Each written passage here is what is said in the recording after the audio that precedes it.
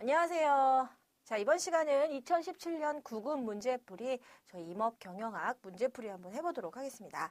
자, 1번부터 제가 문제는 같이 여러분과 읽는 형식으로 하고요. 저희 이제 해답, 풀이 이런 부분은 제가 이렇게 정리를 해서 보여드리도록 할게요. 자, 1번 산림평가의 가치평가 방법 중 어떤 재화로부터 장차 얻을 것이라 기대되는 수익을 일정한 이율로 할인하여 현재가를 구하는 방식은 하면 벌써 여러분 많이 들어보신 걸 아셔야 됩니다. 산림의 가치평가 기준에 저희 4가지 있었죠. 비용가, 기만가, 매매가, 자본가 이렇게 4가지 있었습니다. 그 가치평가 방법이 요 4가지 꼭 다 알고 계시고 숙지하셔야겠죠. 그렇다면 바로 답이 나왔어야 됩니다. 어떤 재화로부터 장차 얻을 것이라고 기대되는 수익을 지금의 가치로 환원해서 할인해서 나타낸 것 바로 뭐라고 여러분? 기만가라고요. 기대되는 어떠한 가격이다 해서 제가 기만가라고 표현을 했었죠. 앞으로 가까운 미래에 기대되는 가격이다 해서 기만가다라고 했었습니다. 뭐 근데 이런 단점이 있다더라라는 거. 앞으로 기대되는 수익이 그러면 얼마일지 예측하기도 어렵고 거기서 또 할인율을 얼마를 적용할 거지 그것도 어렵다라는 거죠. 현재가로 바꿀 때 뭐 그런 결점이 있다. 요건 알아두셔야겠죠. 장령님의 평가에 주로 이용된다라는 거. 기만가는 장령님 같은 경우 장래에 곧 수익을 가져올 수 있을 것이기 때문에 그래서 장령님의 평가에 이용하게 된다라는 얘기가 되겠죠. 그래서 답은 4번이다라는 것. 비용가는 현재까지 비용이 얼마나 들어갔는지를 통해서 가치평가하는 것이었죠. 그래서 이거 같은 경우는 유령님, 그렇죠? 유령님은 지금 어린 수목 같은 경우는 아직까지 나타난 창출한 수익은 없지만 들어간 비용이 많기 때문에 들어간 비용을 기준으로 해서 평가를 하게 된다라는 것이죠. 매매가는 이러는 평가 대상과 어떤 비슷한 대상, 그렇죠? 평가 대상과 비슷한 그런 어떤 개체나 뭐 그것이 뭐 인분이든 또는 인분이든 또는 뭐 임지든 이런 것들이 어떻게 평가되었는지를 보고 그 매매가를 보고 실질적으로 그 평가 대상 의 어떤 인분이든 또는 인목을 평가를 하게 되는 것, 그것이 바로 매매가였죠. 자, 2번. 산림생장의 종류 중 연년생장량에 대한 설명으로 옳지 않은 것은 이런 것도 여러분들이 다 이제 맞추실 수 있어야겠죠. 1번 수령 또는 임령이 1년 증가함에 따라 추가로 증가하는 수확량, 그쵸? 1년간의 생장량이니까요. 2번 수학적으로 총 생장량을 수령 또는 임령에 대하여 미분한 양, 즉 총 생장량은 1년 동안의 어떤 1년 연년 생장량의 총화라고 할 수가 있어요. 그렇죠? 그러니까 총 생장량에서 그것을 1년 단위, 연년 단위로 나누는 것.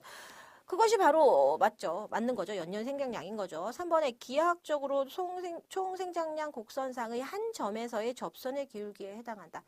뭐 예를 들어 뭐 이렇다고 한다면 요 한 점에서의 접선이 바로 그 점의 1년 생장량, 또 요 한 접선이 또 1년 생장량 그게 되겠죠. 그래서 그 접선이 만나서 곡선이 되는 것이겠죠. 맞습니다.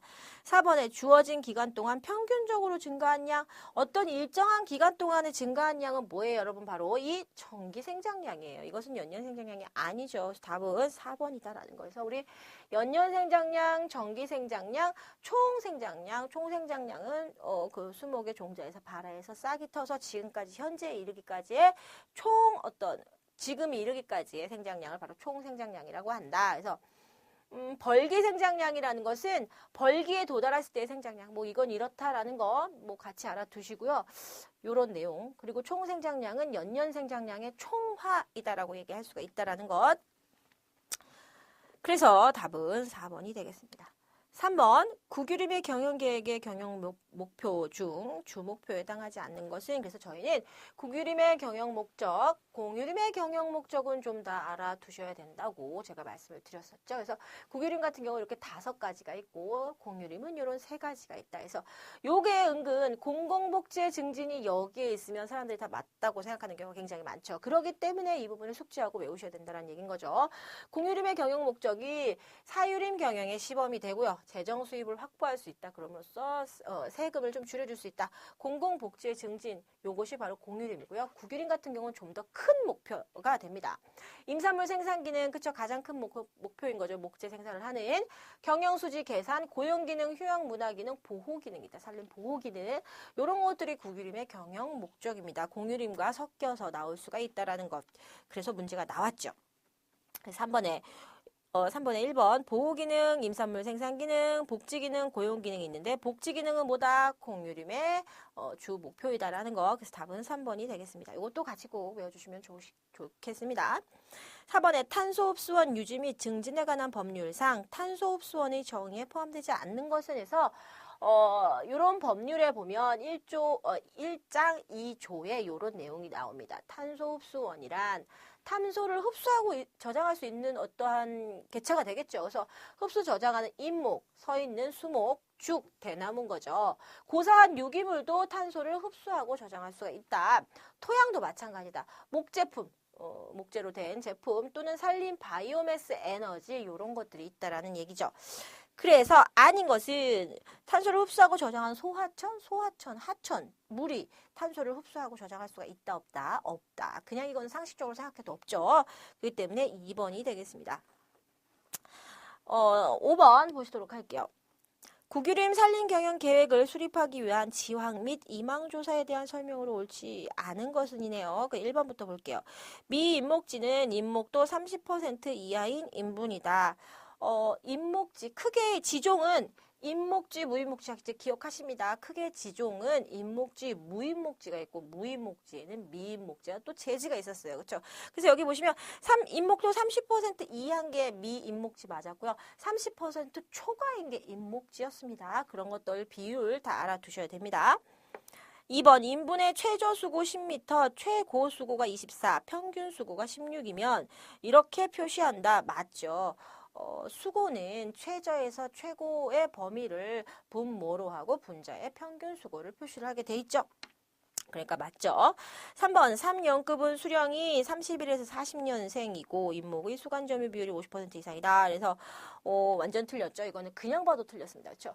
연급을 표시를 할 때는 10년을 하나의 연급으로 해서 표시를 한다 해서 로마 숫자로 표기를 하는데 1부터 10까지가 1연급 20까지일 때 2연급이에요. 30까지일 때 3연급이에요. 40까지일 때 4연급이에요. 그럼 벌써부터 여기는 30일에서 40일이 아닌 20일에서 30년생이어야 되겠죠? 그리고 연급인데 지금 수간 점유 비율하고 상관이 있어요. 상관도 없고요. 그렇죠. 그렇기 때문에 3번이 틀렸네요. 4번 토성 중 사질 양토는 즉 사양토죠. 모래가 3분의 1에서 3분의 2인 토양. 사양토는 어느 교재를 보더라도 모래가 3분의 1에서 3분의 2가 섞인 토양을 사양토라고 해요. 하지만 뒤쪽에 보시면 점토 함유량은 20% 이하다라고 돼 있죠. 요게 또 교재마다 조금씩 틀려요. 어떤 교재는 이렇게 얘기하지도 않고 어떤 교재는 이렇게 하고 우리 교재에서는 12.5에서 25% 정도라고 얘기했었죠. 근데 요대를 외웠다면 만약에 20% 이하이다 그러면 또 틀리다고 생각할 수 있다는 것이죠. 하지만 교재마다 이 진흙 함유량은 점토 함유량은 조금씩 틀리다. 하지만 모래가 3분의 1에서 3분의 1인 건 다 교재마다 그렇기 때문에 그거를 위주로 중심으로 공부를 해주시면 좋으실 것 같아요. 점토 함유량은 굳이 이렇게 외우지 않으셔도 될 것 같습니다. 조금씩 틀리게 나오기 때문에